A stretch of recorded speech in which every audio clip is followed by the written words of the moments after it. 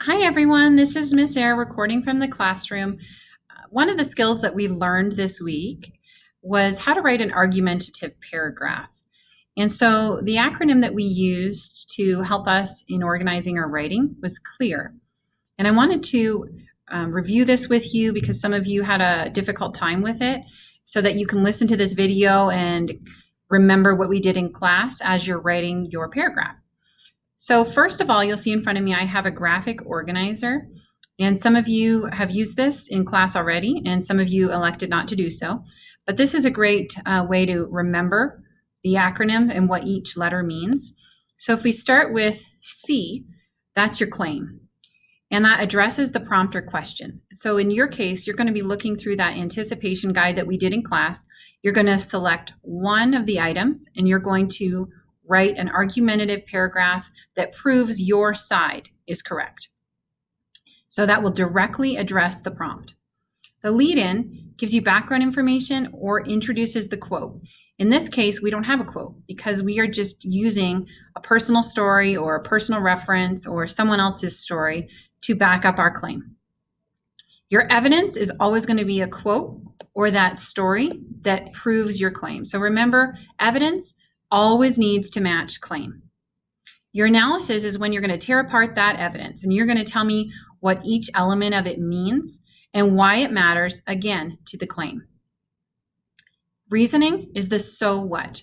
Why should I care? And this is where you take it from the story and from the specific characters if you're doing this for a book analysis, and you're going to bring it to that universal truth. Why does it matter to the rest of the world? Why does it matter to me? Okay, let's apply this. So if you go over here, this was the model that we did together in class today. We talked about how you could start with a counterclaim if you wanted for your hook, and that's a way to be thinking about that other side and dispelling that other side before you even begin. So if you want to start with a counterclaim, that's what I did in class today. Many people believe that trauma swallows a person whole and never lets him go. Okay. If you wanted to choose another hook and draw the reader in a more interesting way, you could do imagine being 6 years old and experiencing a bombing. And again, this paragraph that I wrote was based on a student that I had that endured this. Okay, now my claim, this comes from the anticipation guide. We talked about whether it was possible or impossible to heal from trauma. So my claim is that it is possible to heal from severe trauma, but it takes effort. My lead-in, this is where I'm introducing my evidence, remember. So in this, I'm just using for example. We're going to start out simple with that. You can also make that more complicated if you're introducing a quote by saying something like the following quotation illustrates. Or you could say, the author uses the following words to demonstrate this point. But for now, we're just going to stick with for example until we get that down. Evidence is our story. This has to match the claim. So remember, going back up to my claim, I'm talking about the fact that it is possible to heal from trauma, and it takes effort.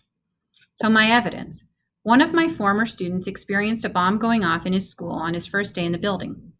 He told me that he remembers running out of the school and seeing people die all around him.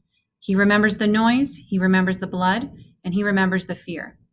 Coming back to school was hard. He never learned to read because he was scared of being in a school building. However, he started coming to my class every day, and he even started to stay after school on Monday to get help with learning to read. Analysis. Remember, this is where I take apart that evidence. I say why it matters, and I'm explaining my evidence.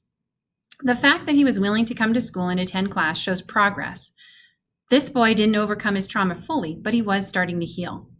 In life, we can't escape situations that are out of our control, but we can control our response to them. The fact that he chose to come after school and get extra help demonstrates that he was starting to get past what he endured. And again, the reasoning, that's where we wrap it up, the so what. One can never control the evil deeds of humanity, but one can choose to put a foot forward anyway. No matter what happens in life, you can always elect to grow and survive.